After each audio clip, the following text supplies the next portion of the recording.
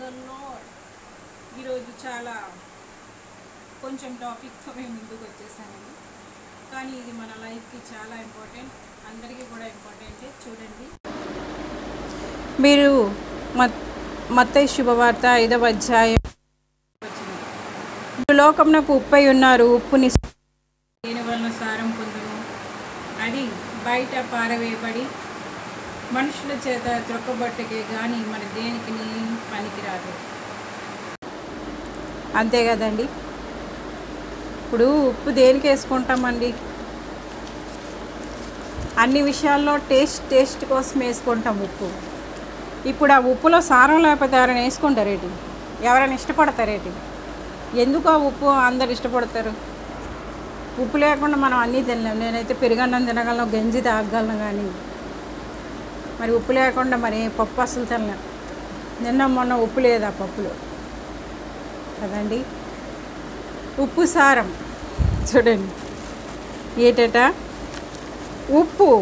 మీరు లోకం నాకు ఉప్పై ఉన్నారు. క్రైస్తవ జీవితం లోకానికి ఉప్పై ఉందండి. ఇంకా ఉప్పు సారం కోల్పోతే నీ క్రైస్తవ జీవితం యొక్క విలువ నువ్వు గుర్తించకపోతే ఇక యేసు ప్రభు విలువ ఏం గుర్తించుకుంటారు? ఇప్పుడు నీ జీవితంలోంచే కదా ఆ టేస్ట్ వెళ్ళాలి. ఇప్పుడు నువ్వే నిస్సారంగా ఉంటే నువ్వే ప్రతి టెంప్టేషన్కి పడిపోతావు, ప్రతి పరిస్థితికి నువ్వు ఇదైపోతావు, ఇంకా నీలో టేస్ట్ అనేది కనబడదు. అంటే ఆ ఉప్పు సారం కోల్పోయావు, ఆ క్రైస్తవ జీవితం యొక్క సారం కోల్పోయావు. ఇంకా ఎవరు ఇష్టపడతారు నేను? ఇప్పుడు సారం ఉంటే కదా, ఆ ఉప్పులో సారం ఉంటే కదా టేస్ట్గా వేసుకోవాలనుకుంటారు. క్రైస్తవ జీవితం కూడా అంతేనండి.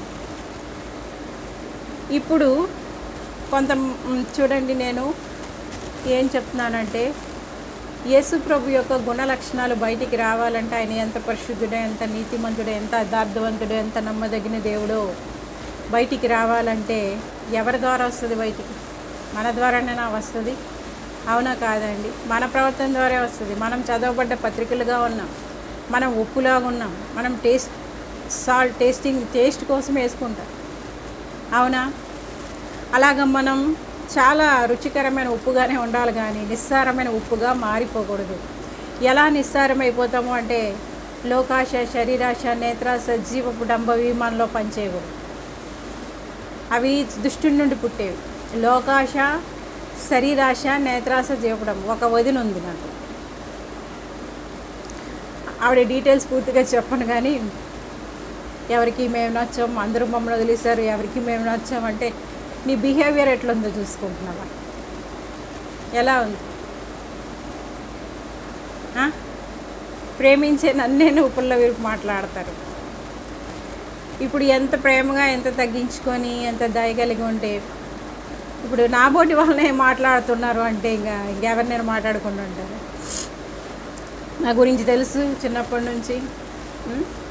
సో ఇక్కడ ఏంటంటే నీ బిహేవియర్ని బట్టి ఎవరైనా నిన్ను ప్రేమించడమా ద్వేషించడమా అనేది ఆధారపడుతుంది. ఇక్కడ మన బిహేవియర్ని బట్టే ఉంటుందండి, ఇంకేది కాదు. ఆ సారం ఎట్లా వస్తుంది నీకు? ఆ సారమే యేసు ప్రభులో వస్తుంది. నీ బ్రతుకు యొక్క సారము, విలువ నీకు ఎక్కడ తెలుస్తుంది అంటే యేసు ప్రభులో తెలుస్తుంది. నువ్వు ఏ స్థలంలో ఉన్నా, ఏ పరిస్థితుల్లో ఉన్నా నీ సారాన్ని నువ్వు కోల్పోకూడదు.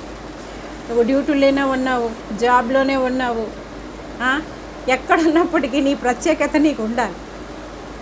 ఖచ్చితంగా నువ్వు యేసు ప్రభుకి ఇష్టమైన బిడ్డగా ఉంటే ఇక్కడ 45 కీర్తనలో చెప్పబడుతుంది కదా, ఏంటంటే చూడండి ఒక మాట, ఒకసారి నేను చూపిస్తా. చాలా మంచి మాట. మనం యేసు ప్రభు వారికి ప్రియులుగా ఉన్నప్పుడు, యేసు ప్రభు వారికి ఇష్టమైన జీవితం మనం జీవిస్తున్నప్పుడు, ఆయన వద్దన్న పనులు మనం మానేస్తూ ఉన్నప్పుడు, ఆయన చెయ్యమన్నవి చేస్తున్నప్పుడు, నీవు నీతిని ప్రేమించి భక్తిహీనతను ద్వేషించున్నా గనక దేవుడు నీ దేవుడే చలికాండ్ర కంటే హెచ్చగినట్లుగా నిన్ను ఆనంద తైలంతో అభిషేకించి ఉన్నాడు. ఆనంద తైలంతో చలకండ్ర కంటే హెచ్చగినట్లుగా ఆటోమేటిక్గా దేవుని ప్రేమ, దయ మన మీద ఉన్నప్పుడు, దేవుని కృప కొరకు మనం పనిచేసినప్పుడు మనుషుల దయ, ప్రేమ కూడా మన మీద ఉంటాయండి. ఇప్పుడు కన్యలందరికంటే రాజు ఎస్తేరుని ఎందుకు ప్రేమించాడు? ఆ టేస్ట్ అనేది ఆవిడ ఉంది. ఆవిడ నేర్చుకుని చిన్నప్పటి నుంచి ఆ ఎస్తేరుకి వాళ్ళ చిన్నాయన ఆ యొక్క యూద భక్తి అనేది నేర్పించాడు. ఆ భక్తి జీవితంలో ఆ బిడ్డ కొనసాగింది. ఆ దైవ కృప అనేది ఆ బిడ్డ పట్ల ఉంది. ఇప్పుడు మనం ఇతరుల యొక్క దృష్టిలో మనం దయ పొందుకోవాలంటే, ప్రేమను పొందుకోవాలంటే ఏటి వీళ్ళ గొప్పతనం, అందరూ వీళ్ళంటే అందరికీ ఇష్టం ఏంటి అంటే కారణం ఏంటి అంటే టేస్టింగ్ సాల్ట్. ఆ సారం కోల్పోకూడదు. ఇప్పుడు మన బ్రతుకుల్లో మనం సారం కోల్పోతే దేనికి పనికొస్తాం? మనం సారాన్ని కోల్పోయే పరిస్థితిలో ఉన్నావా? తిరిగి నీ సారాన్ని వృద్ధి చేసుకోవచ్చు యేసు ప్రభులో. కోల్పోయిన పరిస్థితిలోనే ఒకవేళ నువ్వు ఉండొచ్చు, ఇంకా నీకు ఆశ అనేది ఏమీ లేదు అన్న పరిస్థితిలోకి నువ్వు వెళ్ళిపోవచ్చు. కానీ తిరిగి నువ్వు ఆ సారాన్ని ఎలా పొందుకుంటావు అంటే యేసు ప్రభు ఒక మాట మీకు చూపిస్తే చూడండి. ఇక్కడ ఏ మాట అంటే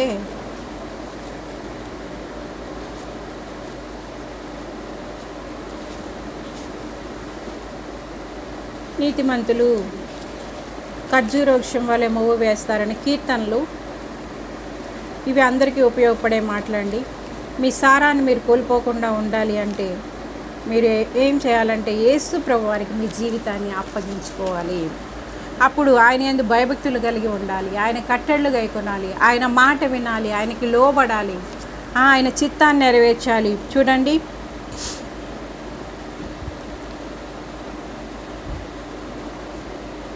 నీతిమంతులు ఖర్జూర వృక్షం వలె మొవ్వేయుదురు, లెబానోను మీది దేవదారు వృక్షం వలె వారు ఎదుగుదురు. యెహోవా మందిరంలో నాటబడిన వారై వారు మన దేవుని ఆవరణంలో వర్ధిల్లుదురు. నాకు ఆశ్రయదుర్గమైన యెహోవా యథార్థవంతుడి అనియు ఆయన యందు ఏ చెడుతనము లేదనియు ప్రసిద్ధి చేయుటకై వారి ముసలితనమందు ఇంకా చిగురు పెట్టుచుందురు, సారము కలిగి పచ్చగానుందురు. నువ్వు ముసలితనంలో కూడా చిగురు పెట్టాలి, సారము కలిగి పచ్చగా ఉండాలి అంటే నువ్వు అసలు ఆ యొక్క ఉప్పు సారాన్ని ఎల్లప్పుడూ నువ్వు కలిగి ఉండాలి అంటే నువ్వు దేవుని యందు భయభక్తులు కలిగి ఉండాలి. దేవుని సన్నిధిలో నువ్వు ఒక పచ్చని ఒలివి చెట్టులాగా ఉండాలి. దేవుడిచ్చినటువంటి అనుదిన మన్నాను భుజించాలి. దేవుడు చెప్పిన ఆజ్ఞలు కట్టలు నువ్వు గైకొనాలి. ఆయన నిబంధనలు కొనసాగాలి. చూడండి, రాత్రంతా నేను ఏడుస్తూనే ఉన్నానని మీరు ఇప్పుడు నా మొహంలో చూడగలరా? మీకు సంతోషం తప్ప ఏడుపు జాడలు ఎక్కడ ఉంది? రాత్రి ఏడుపు వచ్చిన పగలు ఎలా ఉంటుంది? మళ్ళా సంతోషాన్ని, ఆయన సంతోషం చేత ఆయన కొన్ని పరిస్థితులను బట్టి నేను రాత్రంతా ప్రేమ మరణమంతా బలవంతమైంది, ఈర్ష్య పాతాళమంతా కఠోరమైంది. ఈర్ష్య, దేవుడు ఎంతగా మనం ప్రేమిస్తారో, మనుషులు మనల్ని ఎంత ప్రేమిస్తారో, ఆ యొక్క ఈర్ష్య అనేది పాతాళమంతా కఠోరమైంది. చూడండి, ఇప్పుడు ఏంటంటే ఎవరైనా ఈవెన్ భార్యాభర్తలు ఇద్దరు ఉన్నారండి, వాళ్ళిద్దరూ అలా ఉండడము అనేది కొంతమందికి నచ్చదు. ఆ ఈర్ష్య ఎట్లా ఉంటుందంటే పాతాళమంతా కఠోరంగా ఉంటుంది. అది ప్రేమ మరణమంతా బలవంతం. ప్రేమ కూడా వీళ్ళ మధ్య ప్రేమ ఉందనుకోండి, అది ఎలాగో ఆ బంధాన్ని ఎవరు విడగొట్టలేరు. బట్ ఆ ఈర్ష్య అనేది, వాళ్ళని విడగొట్టాలన్న ఈర్ష్య అనేది పాతాళమంతా కఠినంగా ఉంటుంది. ఆ కఠినమైన పరిస్థితులు ఎదుర్కొంటున్నప్పుడు మనకు బాధగానే ఉంటుంది. సో ఇది చెప్తున్నది ఏంటంటే రాత్రంతా నేను ఏడ్చాను అంటే తెల్లారి మొహంలో ఎక్కడైనా మీకు కనబడతారు. ఎందుకు అంటే మనం ఎలా ఉండాలంటే ఫస్ట్ దేవుణ్ణి మనం ఆశ్రయంగా చేసుకోవాలి. యెహోవాను ఆశ్రయించు నరుడు ధనుడు, వాడు నీటి కాలువల యోరన నాటబడినదై ఆకువాడగా తన కాలమంది ఫలమిచ్చేటలాగా ఉంటాడు. అదే నువ్వు యెహోవా మీద నుంచి తన హృదయాన్ని తొలగించుకున్నవాడు శాపగ్రస్తుడు. మీరు అనుకుంటారు శోభారాణి గారి పిచ్చిదానిలో బిహేవ్ చేస్తుంది, పిచ్చిదానిలో ఉంటుంది అనుకుంటారు మీరు కొన్ని పరిస్థితులను బట్టి. లేదండి, ఐరన్ షార్పెన్స్. ఇక్కడ ఇంకో మాట నేను జ్ఞాపకం చేస్తున్నా చూడండి. సామెతల్లో ఒక మాట ఉంటుంది,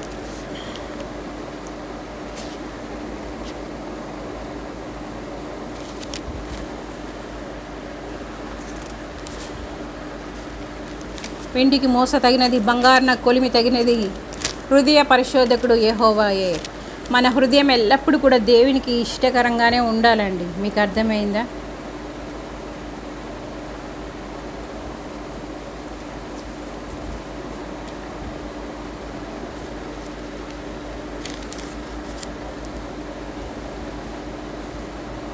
చూడండి, సామెతల్లో